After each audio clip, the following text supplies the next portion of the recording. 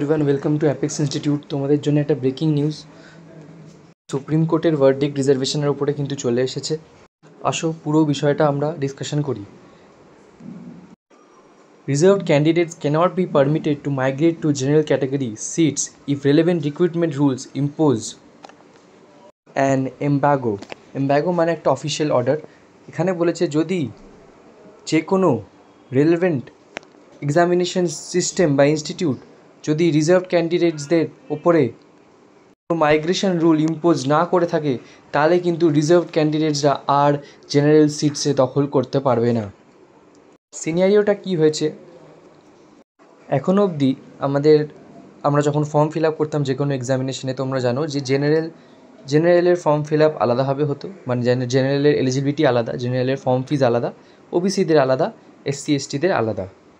ঠিক আছে, এখনও অবধি কীরকম হতো, জেনারেলের আমাদের যে এজ লিমিট আছে, আমরা যখন জেনারেলরা ফর্ম ফিল আপ করি তখন আমরা কিন্তু এজ 30-র মধ্যে আমাদেরকে অ্যাপ্লাই করতে হয় যে কোনো এক্সামিনেশনে ইউজুয়ালি। ওবিসি নন ক্রিমিলিয়ারদের জন্য কিন্তু 3 ইয়ার্সের রিল্যাক্সেশন আছে, আর এসসি এসটিদের জন্যে 5 ইয়ার্সের রিল্যাক্সেশন থাকে, মানে ওরা কিন্তু এজ 35 অবধি যে কোনো এক্সাম অ্যাপ্লাই করতে পারে। মানে ধরুন একটা এক্সামে ভ্যাকেন্সি আছে 100, যেখানে জেনারেলের সিট আছে 55, ওবিসির আছে 15, এসসির 15, এসটির 15, ঠিক আছে। এবার ধরুন জেনারেলের কাট অফ হয়েছে 95 আর ওবিসি কাট অফ হয়েছে 65। এবার ওবিসির মানে এই কেসটাই হয়েছে এই নিয়ে যে ধরুন ওবিসির কোনো ক্যান্ডিডেট এবার যদি 65 কাট অফ থাকা সত্ত্বেও সে 96 পেয়েছে, মানে জেনারেলের কাট অফ থেকে সে পেরিয়ে গেছে, তাহলে আগে কি হতো, সে ওবিসির ক্যান্ডিডেটটা কিন্তু জেনারেলের সিট পেয়ে যেত। এটা আমাদের এসএসসি কনস্টেবল এক্সামে একজন ওবিসি ক্যান্ডিডেট যে জেনারেল কাট অফ পার করেছে, সে কিন্তু হাইকোর্টে কেস করেছিল যে তার কাট অফ মার্কস কিন্তু জেনারেলের লাস্ট ক্যান্ডিডেট মানে জেনারেলের কাট অফের থেকে বেশি ছিল, তো সে অ্যাপ্লাই করেছিল আমি কিন্তু জেনারেল কাট অফ পার করেছি, তাও আমাকে কমিশন জব দিচ্ছে না। এই নিয়ে কেসটি সুপ্রিম কোর্টে যায়। সুপ্রিম কোর্টে যাওয়ার পর সুপ্রিম কোর্ট ভার্ডিক্ট দেয় যে no general seats for reserve candidates আর কিন্তু শিফটিং অ্যালাউ না। সুপ্রিম কোর্ট ভার্ডিক্টটা দিয়ে কিছু খুব ভালো ভালো যুক্তি দিয়েছে।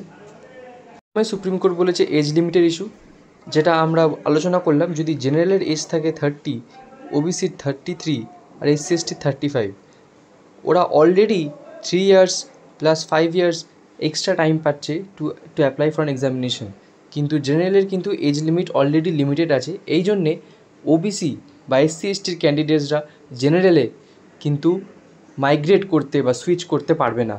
ওরা যদি ওবিসি ক্যাটাগরিতে ফর্ম ফিল আপ করে থাকে তাহলে ওদের ক্যাটাগরি ওবিসিতেই হবে। ওরা যদি জেনারেল কাট অফ ক্লিয়ারও করে দেয়, ওরা কিন্তু জেনারেল ক্যাটাগরিতে আসবে না। সেরকমই এসসি এসটির ক্ষেত্রেও এই রুলটা অ্যাপ্লাই।